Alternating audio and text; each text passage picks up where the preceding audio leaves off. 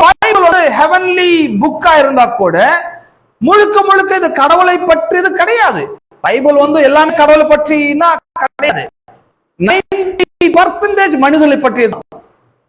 Hello, கவனிக்க மாட்டீங்க?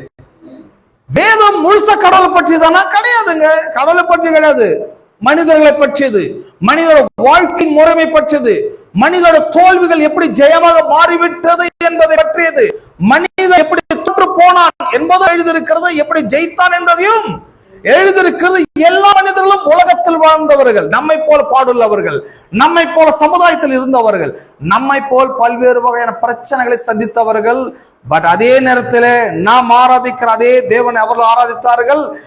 அவர்கள் லைஃப்ல இந்த தேவன் எதையெல்லாம் செய்தாரோ அதையெல்லாம் நம்முடைய வாழ்வில் செய்வேன் என்பதற்காக ஒரு முன் அடையாள புஸ்தகம் தான் இந்த பைபிள் ஸ்டோரிஸா இருக்கிறது.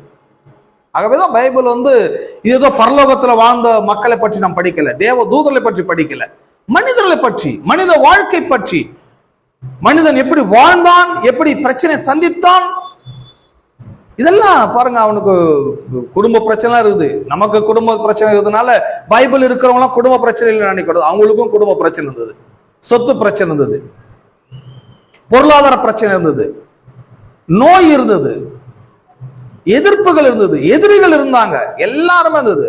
பட் அவங்க எல்லாவற்றையும் மேற்கொண்டு வெற்றிகரமாக வாழ்க்கை முடித்தார்கள்.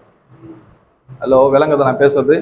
ஸோ அதுதான் இந்த புது வருஷத்துல நாம் பிரவேசிக்கும் போது இந்த பைபிளை நாம் படிக்கிறது எதுக்குன்னா, இது கடவுளை பற்றி படிப்பதல்ல, மனிதர்கள் வாழ்க்கையில கடவுள் எப்படி காரியங்களை செய்கிறார், மனிதர்களுடைய பிரச்சனைகள் எப்படி கடவுள் மறு உத்தரவு அருளுகிறார், மனிதர்கள் வாழ்க்கையில் ஏற்பட்டிருக்கின்ற தோல்விகளை எல்லாம் கடவுள் எப்படி ஜெயமாக மாற்றுகிறார், இதையெல்லாம் நான் படிக்கும் போது நம்முடைய வாழ்வில தேவன் எப்படி செய்வார் என்பதை நான் விஷனாக பார்க்க வேண்டும், தரிசனமாக பார்க்க வேண்டும், உள்ளத்தில் ஆழமாய் விசுவாசிக்க வேண்டும்.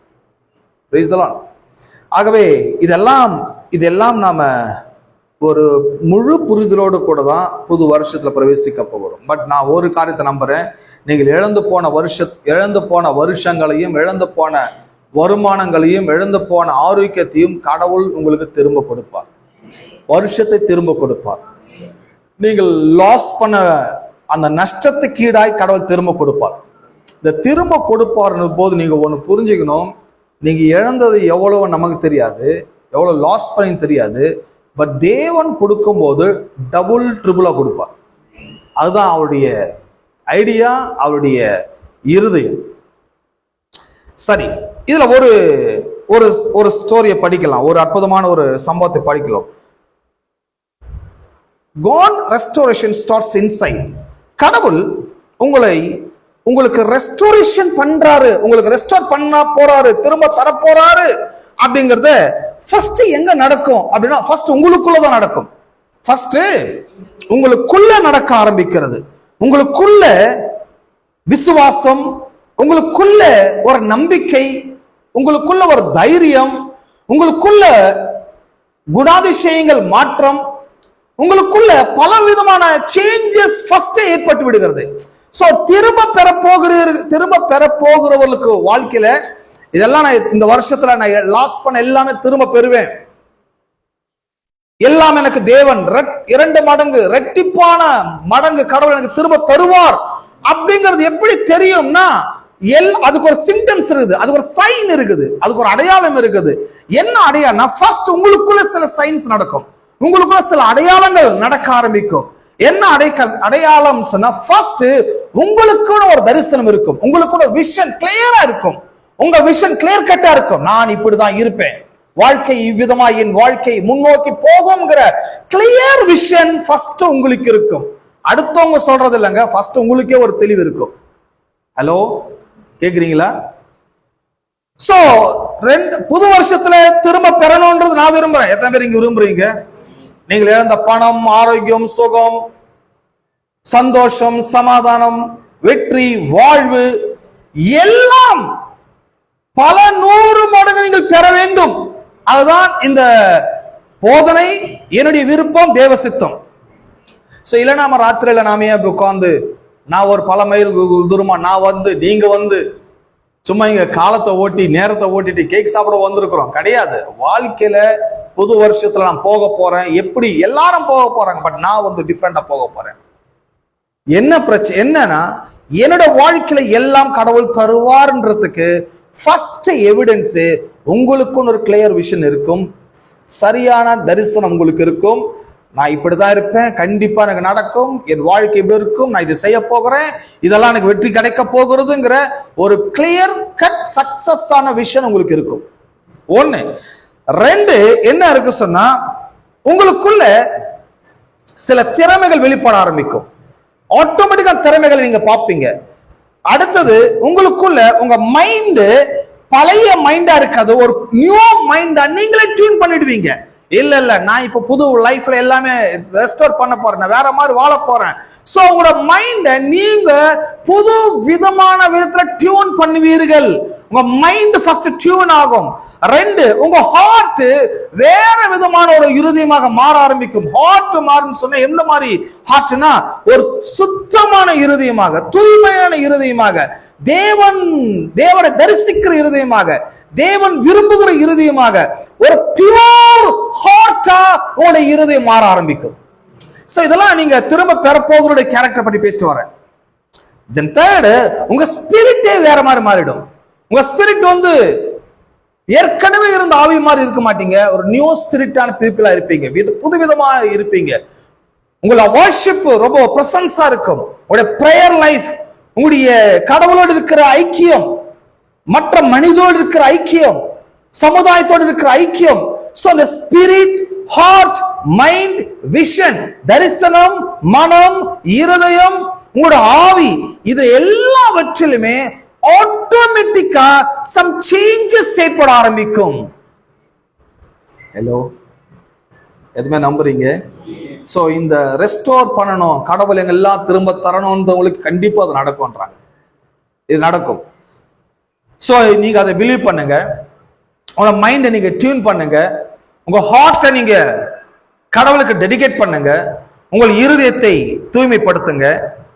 உடைய ஆவியில தேவனோடு கூட ஒரு நல்ல ஒரு உறவை ஏற்படுத்திக் கொள்ளுங்கள்.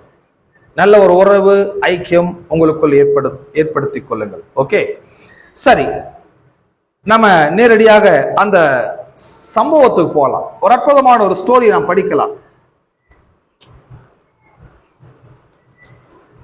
ஆதியாகமம் எழுதின புஸ்தகம்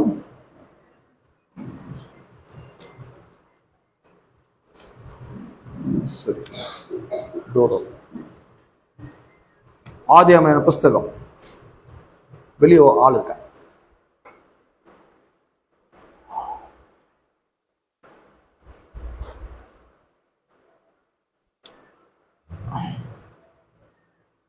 ஆதியாகமம் 41ஆம் அதிகாரம்.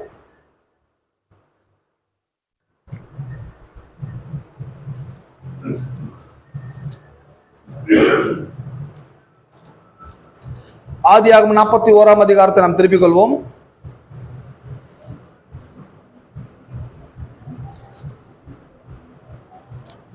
இங்க நம்ம யோசேப்புங்கிற ஒரு மனிதனுடைய வாழ்க்கையை நாம் பார்க்க போகிறோம். யோசேப் என்கிற ஒரு மனிதனுடைய சம்பவம் இது வந்து இந்த மனுஷனுடைய சம்பவம் ஒரு பெரிய இன்ஸ்பிரேஷன் ஏற்படுத்து பாருங்க, ஒரு பெரிய ஒரு தாக்கத்தை ஏற்படுத்துகிறது. வாழ்க்கையில தோல்வி அடைந்தவர்களுக்கு, வாழ்க்கையில நாட்களை இழந்தவர்களுக்கு, வாழ்க்கையில குடும்பத்தினரால் தள்ளப்பட்டவர்களுக்கெல்லாம் இந்த யோசேப்புடைய அந்த லைஃப் ஹிஸ்டரியை நாம் படிக்கும் போது அது பெரிய ஒரு இம்பாக்ட் ஏற்படுத்துகிறது, தாக்கத்தை ஏற்படுத்துகிறது. பட் அந்த யோசேப்புடைய கதைகள் மூலமா அந்த சம்பவங்களை படிக்கும் பொழுது ஒரு பெரிய நம்பிக்கை நமக்கு பிறக்க ஆரம்பிக்கிறது. இந்த கதைன்றது அது சரியான வார்த்தை கிடையாது, அது ரியல் ஹிஸ்டரி. ஹிஸ்டரி தான் படிக்கணும். அந்த கதைன்னும் போது பல காரியத்தை சேர்ந்துடும், கட்டு கதையெல்லாம் வந்துடும். பைபிள் வந்து கதைகள், கதை புஸ்தகம் சொல்ல முடியாது, அது ஒரு சரித்திர புஸ்தகம். மனிதர்கள் வாழ்க்கையில எப்படிப்பட்ட சம்பவங்கள் நடந்தது என்பதை பார்த்து புரிந்து நம்புகிற ஒரு புஸ்தகம் தான் இந்த பைபிள் சம்பவங்கள் அல்லவா. இந்த யோசேப்பின் சம்பவத்தை படிக்கும் போது அவனோட லைஃப்ல ஒரு 16 வருஷம் டார்க் ஏஜ், டார்க் பீரியட், இருள் காலம், இருளான ஒரு காலம். இந்த டார்க் பீரியட்ஸ்ன்றது, இந்த இருள் காலம்ன்றது எல்லார் வாழ்க்கையிலும் இருக்கும் பாருங்க. வாழ்க்கையில பல நேரங்களில் நீங்களே சொல்வீங்க, வாழ்க்கையில ஒரு 10 வருஷம் நாங்க ரொம்ப பாடுபட்டோம், 5 வருஷம் வாழ்க்கையில ரொம்ப நெருக்கப்பட்டோம். அதுக்கு இப்பதான் டார்க் பீரியட் சொல்றாங்க. சோ லைஃப்ல எல்லா மனிதர்கள் வாழ்க்கையிலையும் இந்த டார்க் பீரியட்ஸ் ஒண்ணு இருக்குது, இருளான காலங்கள் ஒண்ணு இருக்குது. இந்த இருளான காலங்களை கடந்து வராங்க எல்லாருமே இல்லவா? சரி, இந்த யோசேப்பினுடைய வாழ்க்கையில பார்க்கும்போது ஒரு ஒரு 16 வருஷம் ஒரு டார்க் பீரியட்ஸ் அவன் வாழ்க்கையில காணப்பட்டது. ஃபர்ஸ்ட் எங்க நடக்குதுன்னு சொன்னா, அவனுடைய 14 வயசுல அவனுடைய சகோதரர்கள் அவனை கொண்டு போய் எங்க போடுறாங்க? குழியில போடுறாங்க. போடலனாதான் ஆச்சரியம், சகோதரர்லாம் போடணும், குடும்பம்னா ஏமாத்தணும். அது எப்படி குடும்பம் ஏமாத்தாம இருக்கும்? குடும்பம் ஏமாத்தாம இருந்ததான் ஆச்சரியமா இருக்குது. அடடா, குடும்பம் ஏமாத்தலையா, இது என்ன மாதிரி குடும்பம்னு சொல்லி சந்தேகப்பட்டு இருக்கும். எல்லா குடும்பத்திலுமே பாருங்க இப்படி இருப்பாங்க, ஆட்கள் இருப்பாங்க, ஏமாத்தத்துக்குன்னு இருப்பாங்க, தள்ளுறதுக்குன்னு இருப்பாங்க, குழியில போடுறதுக்குன்னு இருப்பாங்க. இதெல்லாம் நடக்கலன்னதாங்க ஆச்சரியம், நடக்கலன்னதான் சந்தேகப்பட வேண்டியதாக இருக்கும். பட் எல்லாரோட ஃபேமிலி குடும்பங்கள்லயும் இப்படிப்பட்ட சம்பவங்கள் கண்டிப்பா இருக்கும். ஆமென். இல்லைன்னா சந்தோஷம், இல்லைன்னா பரவாயில்ல, என்ஜாய் பண்ணுங்க. பட் இல்லாமல் இருக்காத நான் நம்புறேன். ஒரு அட்லீஸ்ட் ஒரு 70-80% குடும்பங்கள் இதெல்லாம் காணப்படுகிறது. ஏதோ ஒரு டைம் அவங்க லைஃப்ல குடும்பங்கள் ப்ராப்ளம் வருது இந்த பண விஷயத்துல அல்லவா? சரி, இந்த சகோதரர் என்ன பண்றாங்க, அவனுடைய 14 வயசுல அவனை கொண்டு போயிட்டு எங்க தள்ளுறாங்க? குழியில தள்ளுறாங்க. குழியில தள்ளினது மட்டுமல்ல, அவன் என்ன பண்றாங்க, 30 காசுக்கு எகிப்துக்கு என்ன பண்றாங்க, வித்தும் போடுறாங்க, வித்துட்டாங்க. வித்துட்டு அவனுடைய யோசேப்பு சகோதரர் செத்து போயிட்டான்னு சொல்லி அவங்க அப்பாவுக்கு பொய்யும் சொல்றாங்க. இதெல்லாம் எவ்வளவு கதை எவ்வளவு கரெக்டா கொண்டு வராங்க பாருங்க. அவனுடைய ட்ரெஸ்ஸை எடுத்து ஒரு ஆட்டை அடிச்சு அந்த ஆட்டோட ரத்தத்துல புழிஞ்சி இப்படி அந்த பையனோட பிளட் எல்லாம் பாருன்னு சொல்லி அவங்க அப்பாவை ஏமாத்திட்டு, அவங்க அப்பா பாவம் பாருங்க, சாவர வரைக்கும் அந்த யோசேப்போட மரணத்தை மனசுல நினைச்சு அவர் ரொம்ப சஃபர் ஆயிட்டாரு. சோ இந்த குடும்பத்தை இந்த சகோதரர்கள் பண்ற தெய்வ பயமற்றவர்கள், தேவனை பற்றின அறிவில்லாதவங்க, தேவன் பிளஸ் பண்ண வல்லவரா இருக்கிறார். அவர் பிளஸ் ஒருத்தனை அழிச்சுதான் நான் முன்னேறணுங்கிற அவசியமே கிடையாது, ஒருத்தனை தள்ளிதான் மேல வரணும் அவசியமே கிடையாது. தேவன் ஆசீர்வதிக்கிறவர், தேவன் பழுகி பெருக பண்ணுகிறவர் என்கிற அறிவு இல்லாதவனை இதெல்லாம் பண்றது. ஹலோ, எங்க குடும்பம் இருக்கிறாங்க அப்படிப்பட்ட ஆளு, எல்லார் வீட்லயும் இருக்குங்க. இதுக்கு நான் ஆச்சரியப்படுறதே கிடையாது, இதுக்கு நான் பயப்படுறதும் கிடையாது, இதுக்கு நான் கவலைப்படுறதும் கிடையாது. ஏன்னா எங்க குடும்பத்தினருக்கு இல்லாத அறிவு எனக்கு ஒண்ணு இருக்குது. எனக்கு என்ன அறிவுனா, தேவன் எனக்காக யாவையும் செய்து முடிக்க வல்லவராக இருக்கிறார். அவர் என்னை பழகி பெருக செய்ய வல்லவராக இருக்கிறார். அவர் என்னை ஆசீர்வதிக்க வல்லவராக இருக்கிறார். சரி, இந்த அறிவு இருக்கிறவன் பாருங்க, குழியில தள்ளினாலும் வித்தாலும் என்ன பண்ணாலும் அவன் இருதயம் திடமா இருக்கும், தைரியமா இருக்கும். ஆமென். நிறைய நேரங்களில் நம்ம தள்ளுற ஆளுங்களை பார்த்தீங்கன்னா தள்ளனவங்க கூட நிம்மதியா இருப்பான். தள்ளிட்டு தள்ளப்பட்ட குழியில விழுந்தவன் பாருங்க, பொறாமை, எரிச்சல், என்னை இப்படி தள்ளிட்டானே, இப்படி பண்ணிட்டானே, கசப்பு, வைராக்கியம், விரோதம், அவன் உள்ளமே ஒரு கேடு கட்டவல்லவா மாறிடுது பாருங்க. குழியில தள்ளின உடனே கூட பிறந்து இப்படி பண்ணிட்டாங்களே, இப்படி பேசினே இருக்கிறாங்க பாருங்க. நிறைய பேர் பைத்தியம் பிடிச்ச மாதிரி ஆயிட்டாங்க. கொண்டு போய் மென்டல் ஹாஸ்பிட்டல் இருந்தா எல்லாம் சேர்த்துப்பாங்க.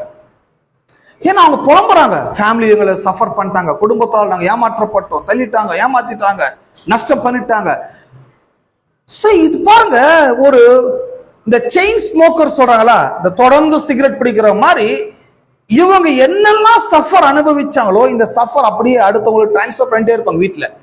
அப்படியே ஒருத்தர் மாத்தி எல்லாருக்கும் அந்த வைராக்கியம், விரோதம், கசப்பு, வேதனை இதெல்லாம் உள்ளம் கெட்டு குட்டிச்சோர மாறுது.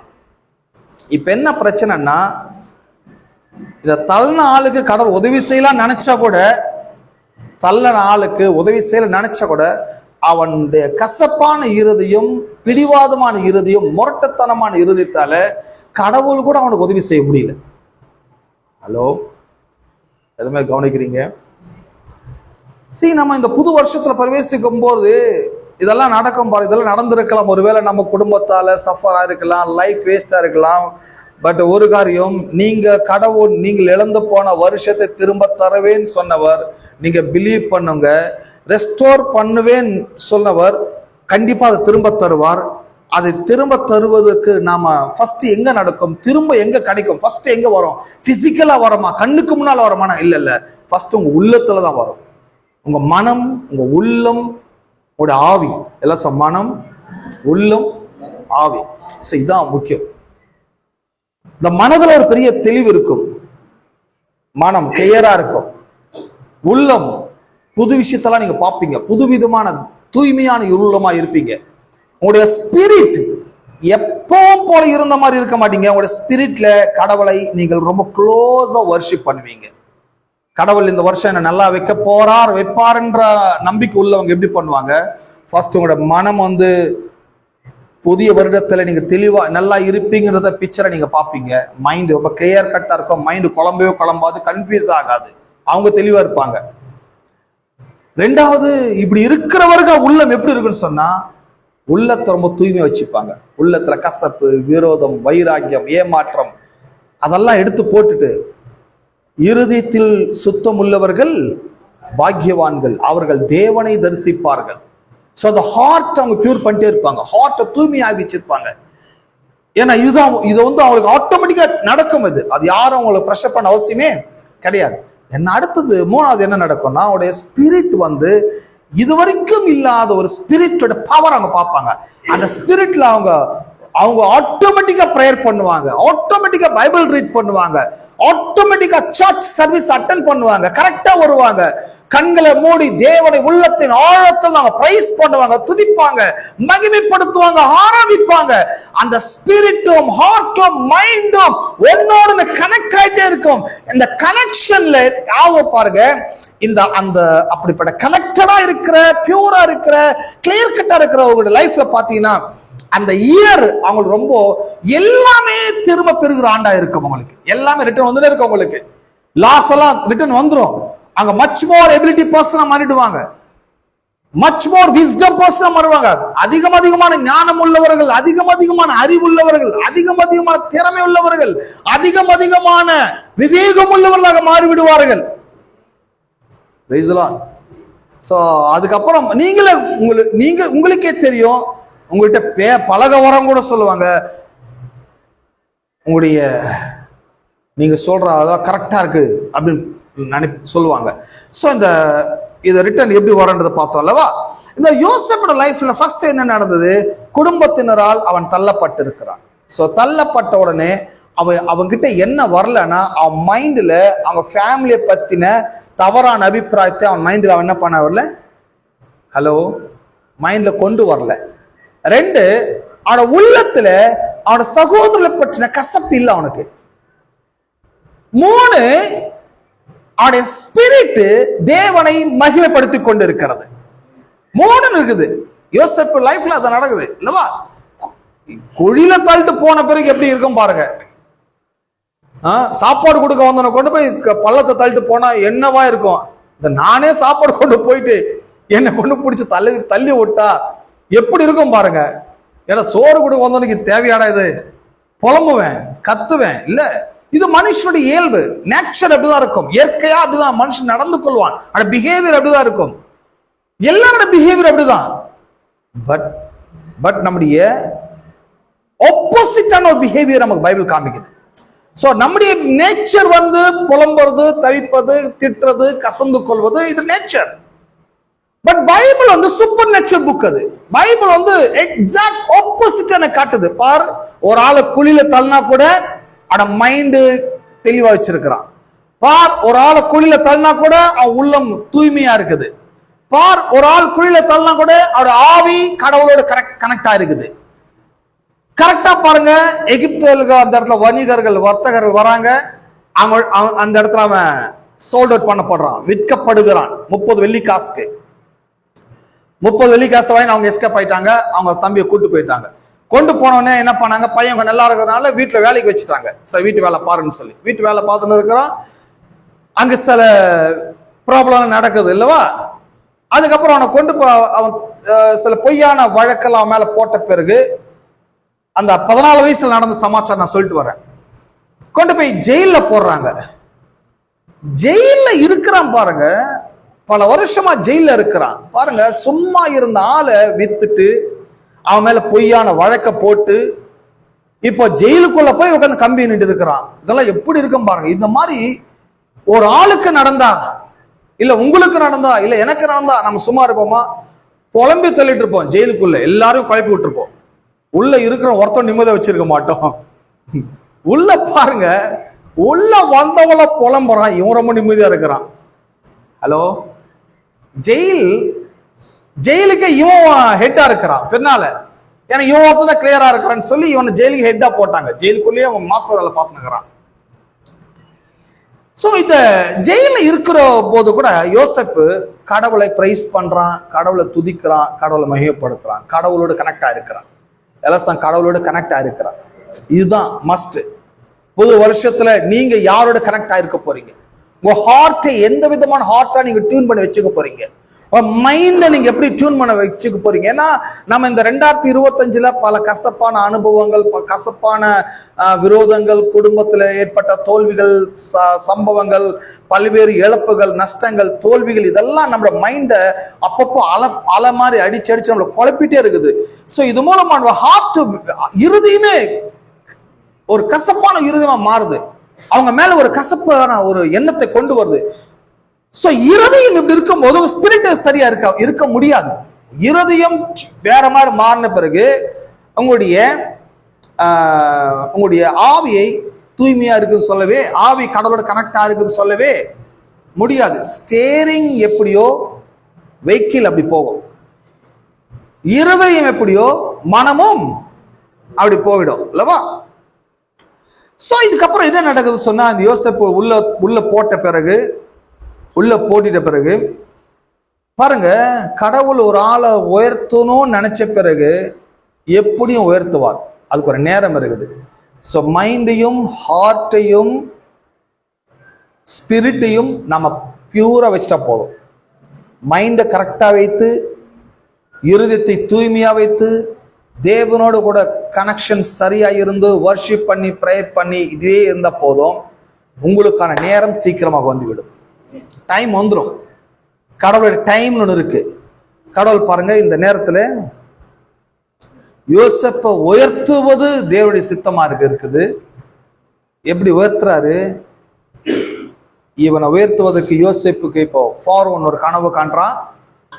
அந்த கனவுக்கான ஆன்சர், கனவுக்கான விடையை யாராலையும் சொல்ல முடியல.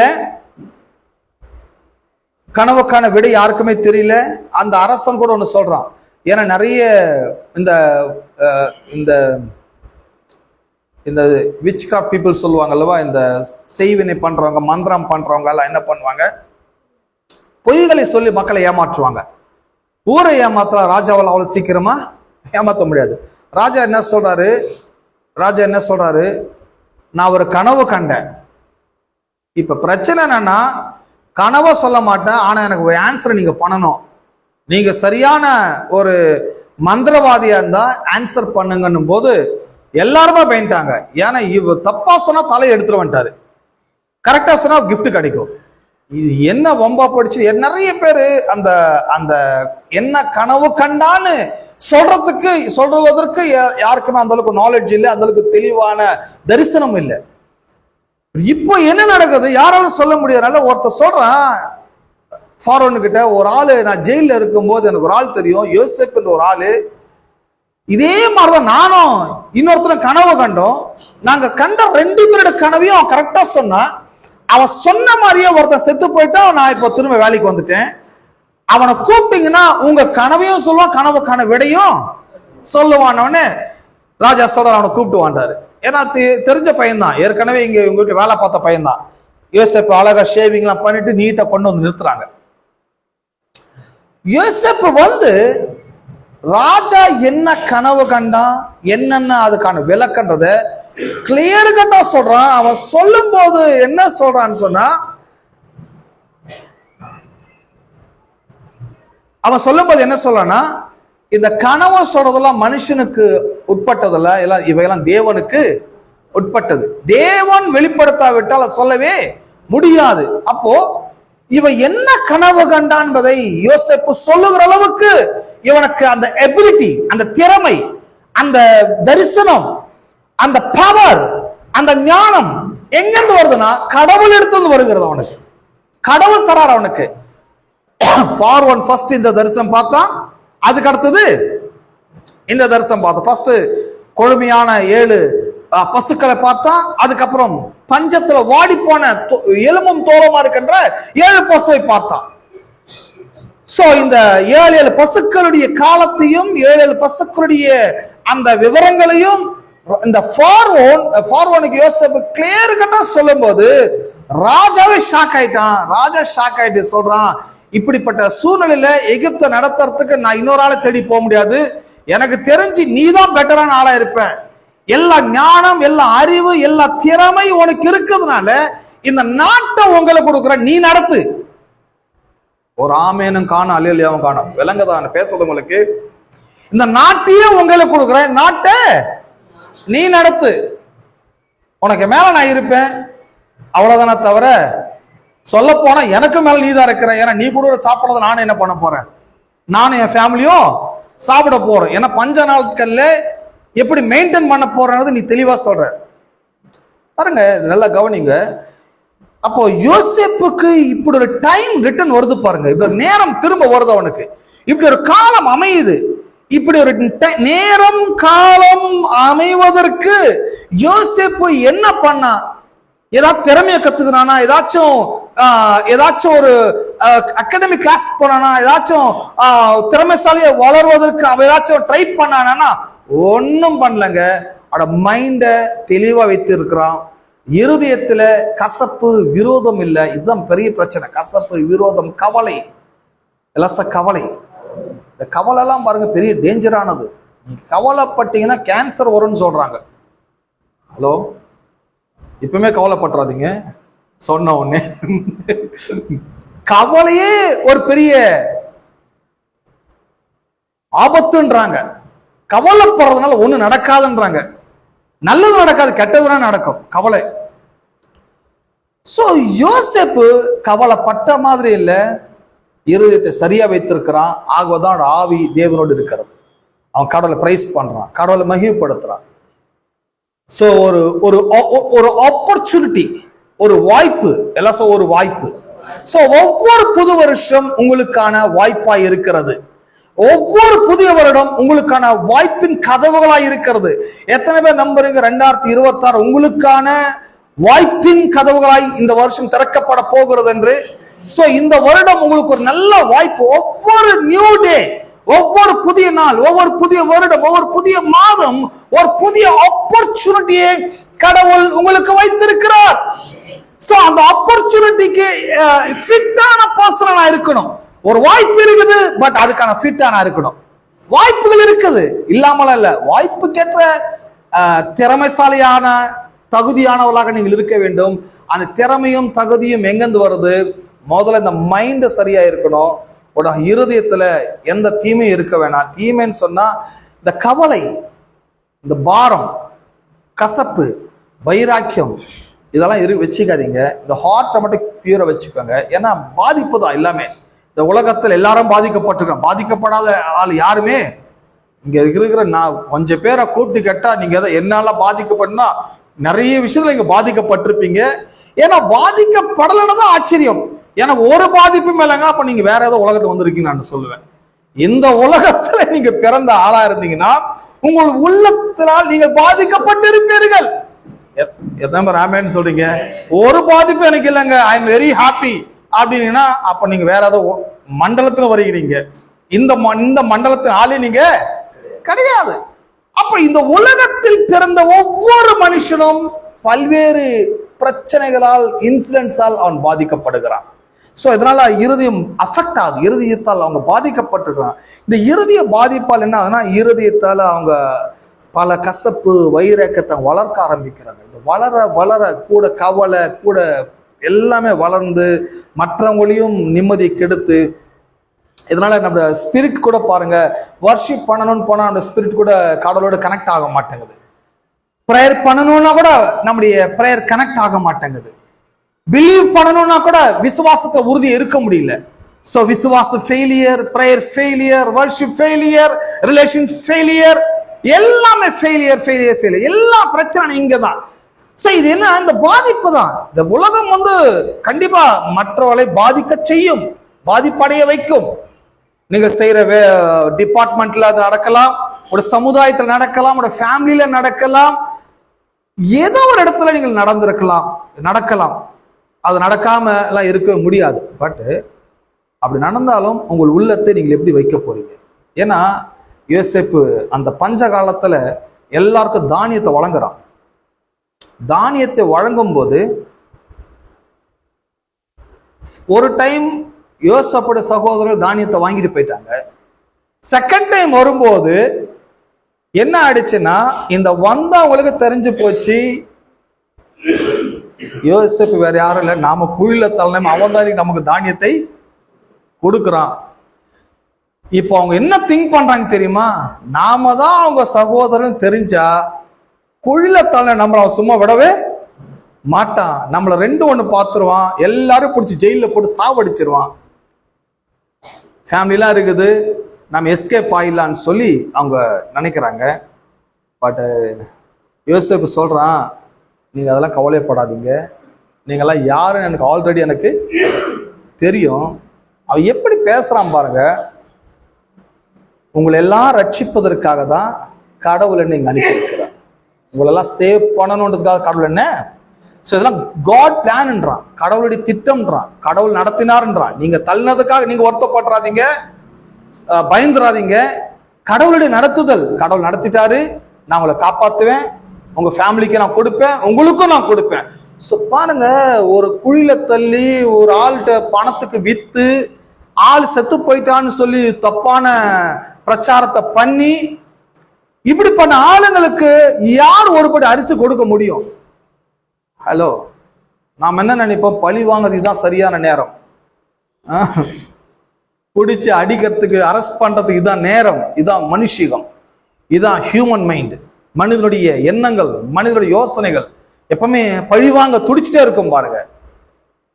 பட் அவன் சொல்ற, இல்ல உங்களெல்லாம் சேவ் பண்றதுக்கு கடவுளுடைய பிளான் படி நான் இங்க வந்திருக்கிறேன், கடவுள் ஏதோ பிளான் வச்சிருக்கிறாரு, உங்களுக்கும் கொடுப்பேன், உங்க குடும்பத்துக்கும் கொடுப்பேன், பஞ்சகாலம் முடிகிற வரைக்கும் நான் உங்களுக்கு தானியத்தை வழங்குவேன், நீங்க பயப்படாதீங்க, தைரியமா இருங்க, போய் எல்லாரும் கூட்டு வாங்கன்றான். போய் எல்லாரையும், நீங்க ஏன் அவ்வளவு தூரம் வந்து போறீங்க, நானே ரதங்கள் அனுப்புறேன், குதிரை அனுப்புறேன், குடும்பத்தெல்லாம் ஏத்திட்டு வாங்க, இங்க ஒரு அற்புதமான பட்டணத்தை கொடுக்குறேன் உங்களுக்கு எகிப்து தேசத்துல, அந்த பட்டணத்துல நீங்க தொழில் பண்ணுங்க, இங்க சாப்பிடுங்க, இங்க வாழுங்க.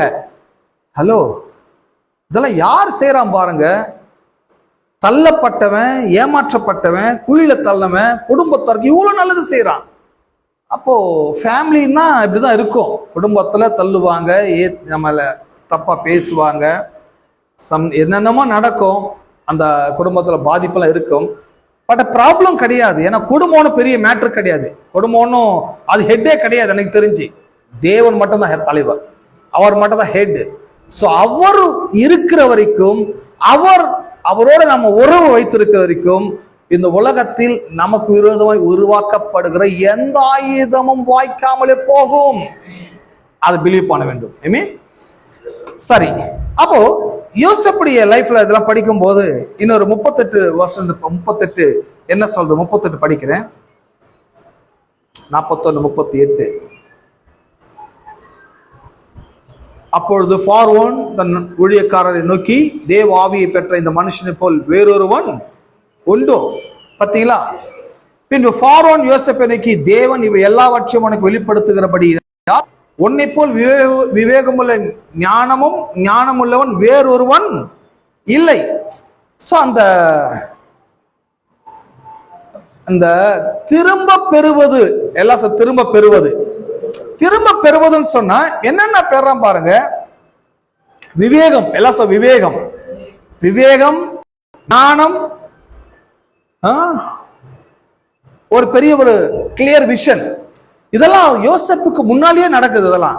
இது திரும்ப பெறுவது என்பது வெளியில நடக்கிறதுக்கு முதல்ல உள்ள நடக்குது. அதுக்கு ஜெயில இருக்கும் போதே யோசேப்பு விவேகமா தான் இருக்கிறான், தெளிவா இருக்கிறான், ஞானமா இருக்கிறான், கடவுளோடு நல்ல ஒரு உறவோடு இருக்கிறான், ஐக்கியத்தோடு இருக்கிறான், தேவனை ஆராதிக்கிறான், கடவுளுக்கும் அவனுக்கும் நல்ல ஒரு ஃபெலோஷிப்பு ரிலேஷன்ஷிப் அவனுக்கு இருக்குது.